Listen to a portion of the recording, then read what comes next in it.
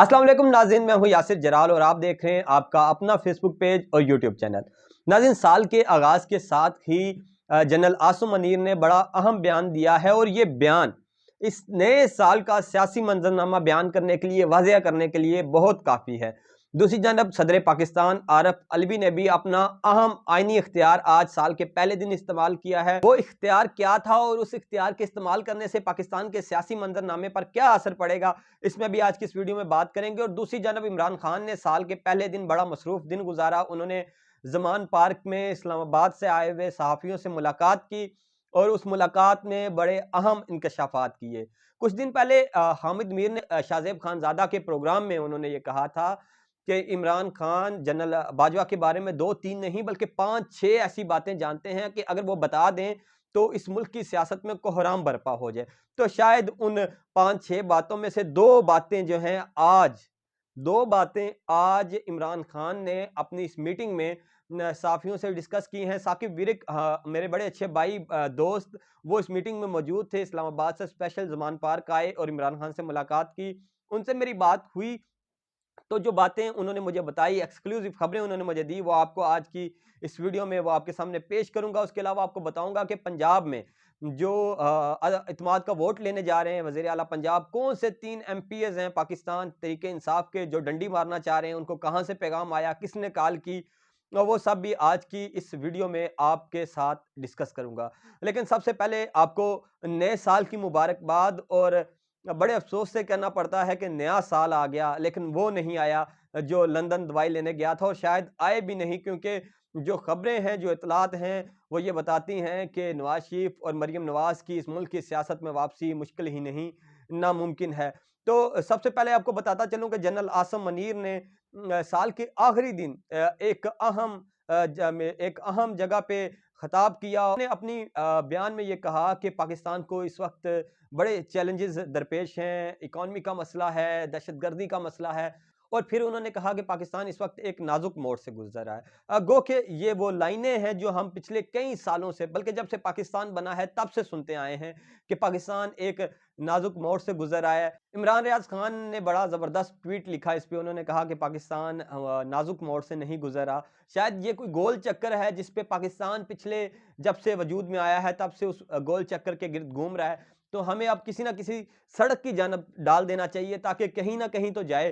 तो उनका ट्वीट भी बिल्कुल बेहतर था, क्योंकि ये वो नाजुक मोड़ है जो जब से हमने होश संभाला है तब से इस नाजुक मोड़ पर ही देख रहे हैं पाकिस्तान को। तो जनरल आसिम मुनीर ने अपने खिताब में कहा कि इस वक्त कौमी इत्तेफाक राय की ज़रूरत है। ये इस बयान से वाज़ह पता चलता है कि इस वक्त उनके जहन में क्या चल रहा है। वो कह रहे हैं कि इस वक्त मुल्क को कौमी इत्तेफाक राय की ज़रूरत है। मतलब कि तमाम स्टेक होल्डर्स को एक जगह पे मुत्तहिद होना पड़ेगा ताकि इस मुल्क को दरपेश जो इकोनॉमिक चैलेंजेस हैं और जो ये अब अमन व अमान का मसला जन्म ले चुका है, इसको हल किया जा सके। इसके साथ साथ आपको बताता चलूं कि आज इमरान खान की मुलाकात की मैंने आपसे बात की कि इमरान खान ने बड़ी अहम मुलाकात की। साल का पहला दिन था, इस्लामाबाद से आए दोस्तों से मुलाकात की उन्होंने और बड़े अहम इंकशाफात किए।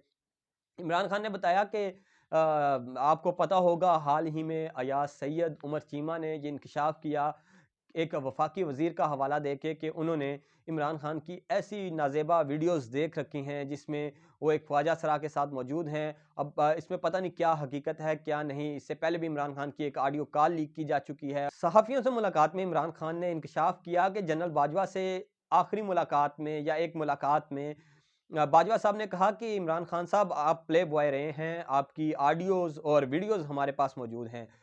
तो जनरल बाजवा का ये कहना था कि इमरान खान ने कहा कि मैंने उन्हें जवाब दिया कि इसके अलावा आप और कर भी क्या सकते हैं। इसके अलावा इमरान खान के साथ जो मीटिंग हुई उसमें इमरान खान ने जनरल बाजवा के हवाले से और भी 1-2 इंकशाफात किए, वो भी आपको बताऊँगा। लेकिन एक बड़ा मुज़ाहिका हेज़ लम्हा था, एक मकाम आया जब फवाद चौधरी इस मीटिंग के दौरान बोले और उन्होंने कहा कि बाप पार्टी के हवाले से बात हो रही थी, बलूचिस्तान अवामी पार्टी के हवाले से, जो बलूचिस्तान की नुमाइंदा जमात है। तो उन्होंने कहा कि बाप वाले अब अम्मी वाले बन गए हैं। तो बात कुछ यूँ है कि अभी पिछले कुछ दिनों में बलूचिस्तान का मंज़रनामा ज़रा तब्दील हुआ है। 7 के करीब रहनुमा बलूचिस्तान अवामी पार्टी के उन्होंने पाकिस्तान पीपल्स पार्टी को जॉइन किया है और शायद बाप वाले अब बाप वाले नहीं रहे, इसलिए वो अम्मी वाले बन गए। इसके अलावा इमरान खान ने ये कहा कि हुसैन हक्कानी को इस्तेमाल किया। जनरल बाजवा ने उनकी हुकूमत को हटाने के लिए हुसैन हक्कानी के ज़रिए अमेरिका में लॉबिंग की गई और फिर डोनाल्ड लू ने जो ख़त लिखा, धमकी अमेज़ ख़त लिखा जनरल बाजवा को या पाकिस्तान के लोगों को, उस ख़त में डोनाल्ड लू ने वही ज़ुबान इस्तेमाल की जो कि वहाँ पे प्रोपोगेट की गई थी। इमरान खान के हवाले से अमेरिका को इमरान खान के ख़िलाफ़ किया गया। इमरान खान का ये कहना था। आज की इस मीटिंग में उसके अलावा इमरान खान ने ये भी बताया, जो कि वो पहले भी कह चुके हैं, कि जनरल बाजवा एहतसाब नहीं चाहते थे और इसी वजह से जनरल बाजवा के साथ इख्तिलाफ़ात हुए मेरे। दूसरी तरफ आपको पंजाब की सूरत हाल का बताता चलूँ तो पंजाब में अदम एतमाद को लेके 2 जनवरी कल सोमवार को एक बड़ी मीटिंग होगी, पार्लिमानी इजलास होगा पीटीआई के लोगों का, काफ लीग के लोगों का, और उससे सूरत हाल बड़ी वाज़ेह हो जाएगी कि कितने लोग इस वक्त इमरान खान के साथ हैं और क्या 186 का हिंसा वो पूरा कर सकते हैं या नहीं कर सकते। अगर अब तक के मेंबरान की तादाद देखी जाए तो स्पीकर को डाल के इमरान खान के पास 188 का नंबर है। खबरें ये आ रही हैं कि 3 के करीब ऐसे एमपीएस हैं जिनको इमरान खान का कहना है कि ताकतवरों की जानब से कॉल्स की गई हैं, उन्हें कहा गया कि आप न्यूट्रल हो जाएं। तो वो 3 लोग कौन हैं वो इमरान खान को पता है, बिल्कुल उनके खिलाफ कार्रवाई का आगाज़ भी हो चुका है उन 3 लोगों के खिलाफ। 2 एमपीएस हैं, खातून एमपीएस हैं मेरे ख्याल से, और एक एमपीएस को तो आज नोटिस भी जारी स्पीकर ने इलेक्शन कमीशन को लिख भी दिया है कि उनको डी-सीट किया जाए। तो इस तरह से वो 3 लोग पकड़े गए हैं, उनके खिलाफ कार्रवाई होगी। उसके अलावा पाकिस्तान पीपल्स पार्टी के जो सिंध से वुज़रा हैं, वो जो पंजाब में मौजूद थे और पंजाब के लोगों को खरीदने की कोशिश कर रहे थे, उन्होंने अपने नोटों के बैगों के मुँह खोल दिए थे।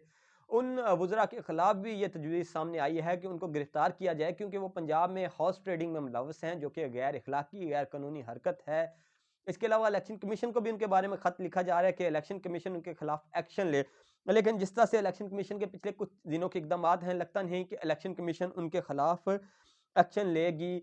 सदर पाकिस्तान के हवाले से भी खबरें थी, वो मैंने आपको शुरू में बताया, अहम आईनी इख्तियार इस्तेमाल किया है। लेकिन उससे पहले आपको बता दूं कि हमारे एक बड़े सीनियर सहाफ़ी हैं जिनके कालम को लोग हरफ़े आखिर समझते हैं, जावेद चौधरी साहब। गो कि हम उनसे बहुत छोटे हैं तजर्बे में, लेकिन वो लोग इतनी सफाई से झूठ बोलते हैं कि आम आवाम को पता नहीं चलता। इसलिए मेरी ये कोशिश थी कि अपने व्यूवर को सच बताऊं, और हाल ही में जावेद चौधरी ने बाजवा साहब को दूध का दूल्हा साबित करने का टास्क मिला है। उन्होंने पे दर पे आर्टिकल्स लिख रहे हैं, और एक आर्टिकल उन्होंने लिखा कि बाजवा साहब ने 2 एनआरओज़ दिए, इमरान खान ने 2 एनआरओज़ दिए। तो वो एनआरओज़ उन्होंने बताया कि बाजवा साहब ने एक एनआरओ तो इमरान खान को दिया, लेकिन दूसरा एनआरओ ज़रदारी साहब को दिया, और वो भी इमरान खान के कहने पर दिया। उसमें उन्होंने इल्ज़ाम लगाया कि ज़रदारी साहब को एनआरओ ये दिया गया कि उनके तमाम केसेस कराची में मुंतकिल किए गए। जिसके पीछे मंसूबा ये था कि अगर केसेस कराची मुंतकिल कर दिए जाएँगे तो ज़रदारी साहब कराची चले जाएँगे, और फिर जो इस्लामाबाद में वो सियासी सरगर्मियाँ कर रहे हैं उससे उनको महदूद किया जा सकता है, उनको वापस कराची भेजा जा सकता है। लेकिन अभी खबर सामने आई है, मेरे ज़राए से मुझे पता चला है कि आसिफ अली ज़रदारी के केसेस कराची मुंतकिल नहीं हुए। वो मामला अभी तक सुप्रीम कोर्ट में पेंडिंग है। तो जावेद चौधरी साहब कुछ देख लिया करें, कहीं से पता कर लिया करें। जानते हैं आप बड़े हैं, कुछ भी कहेंगे लोग मान लेंगे, लेकिन अब हम जैसे लोग मौजूद हैं जो फैक्ट फाइंडिंग कर लेते हैं, जो पता लगा लेते हैं कि आपने कितना सच बोला और कितना झूठ बोला। तो प्लीज़ लोगों को गुमराह मत कीजिए। माना कि आपने किसी के हक में कॉलम लिखना है तो प्लीज़ फैक्ट्स एंड फिगर भी बेहतर कर लिया करें, क्योंकि आजकल के दौर में झूठ नहीं बोला जा सकता। आप वो अगर 90s की सहाफ़त करेंगे या 2010 से पहले की सहाफ़त करेंगे तो वो अब ये डिजिटल मीडिया का दौर है, अब पकड़ी जाएगी।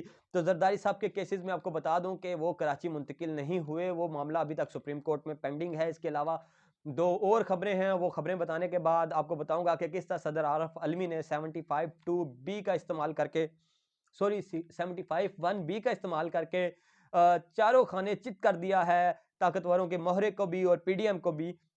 2 खबरें जो बड़ी खबरें थी आपको बताना थी, वो ये थी कि फैसल वाडा को बाकायदा तौर पर एमक्यूएम में शमूलियत का जो है वो दावतनामा मिल चुका है, और वो अनकरीब एमक्यूएम में शामिल हो जाएंगे। इसके अलावा और भी खबरें हैं, लेकिन सदर आरफ अलवी की खबर के सदर आरफ अलवी ने साल के पहले दिन 75 1 बी का इस्तेमाल किया है, और उन्होंने जो इस्लामाबाद का लोकल गवर्नमेंट बिल 2022 था इलेक्शन के हवाले से, उसको उन्होंने दस्तखत किए बगैर वापस भेज दिया है।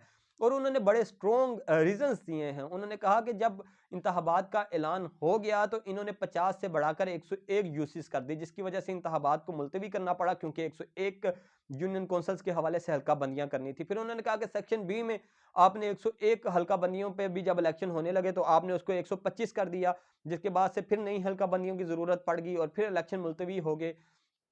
फिर सेक्शन 3 पर भी उन्होंने इतराज़ उठाया। उन्होंने कहा कि जब इलेक्शन का ऐलान हो गया तो फिर मेयर और डिप्टी मेयर के जो चुनाव का तरीकाकार है उसको नहीं बदला जा सकता। तो बड़े वैलिड उन्होंने लॉजिक्स दिए और उसके बाद उन्होंने वो बिल वापस भेज दिया कि ये उजलत में बनाया गया बिल है, जिससे इस्लामाबाद में सिर्फ़ बलदियाती इंतखाबात मुलतवी हो रहे हैं, इसके अलावा इसका कोई मकसद समझ नहीं आता। अब जबकि वो बिल वापस चला गया है 125 यूनियन कौंसल्स वाला, तो वो 101 यूनियन कौंसल्स वाला ही जो बिल है वो अब लागू होगा और उसके मुताबिक इस्लामाबाद हाई कोर्ट ऑर्डर दे चुकी है, जिसकी पहले ही जिसको जूते की नोक पे रखा है चीफ इलेक्शन कमिश्नर ने। और अब ये बिल मुस्तरद होने से बड़ा वाज़िया हो गया है कि चीफ इलेक्शन कमिश्नर के खिलाफ तौहीन अदालत की कार्रवाई हो सके और अब वो अदालत में 125 यूनियन कौंसल्स का मामला जो है उसको बहाना बनाकर भाग नहीं सकते, छुप नहीं सकते, क्योंकि चीफ इलेक्शन कमिश्नर की बददियानती तो यहाँ से ही सामने आ जाती है कि एक बिल जो अभी पास ही नहीं हुआ, जो अभी लागू ही नहीं हुआ, उसको बुनियाद बनाकर उन्होंने इलेक्शन को मुलतवी कर दिया, क्योंकि सदर पाकिस्तान के सिग्नेचर अभी रहते थे उस बिल पर और उन्होंने उसको जवाज़ बनाकर वो इलेक्शन मुलतवी कर दिए। अब तो सदर पाकिस्तान ने वो बिल ही वापस भेज दिया है, तो अब तो वो उनका जवाज़ ही ख़त्म हो गया है।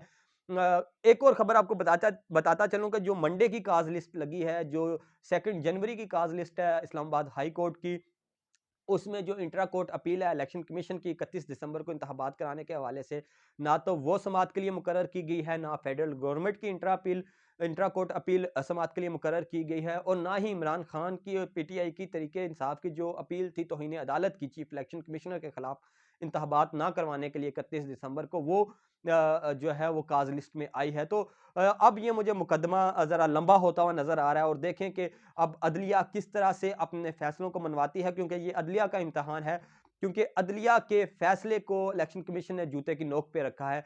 तो अब ये अदलिया की इज्जत का मामला है कि वो इस मामले को किस तरह से टैकल करती है। ये हैं वो आज की खबरें, पहले दिन की खबरें जो आप तक पहुंचाई। उम्मीद करता हूं कि आपको ये पसंद आया होगा। अगर व्लॉग पसंद आया तो चैनल को लाइक शेयर और सब्सक्राइब ज़रूर कीजिए। फेसबुक पेज को भी लाइक शेयर और सब्सक्राइब कीजिए। अल्लाह हाफिज़।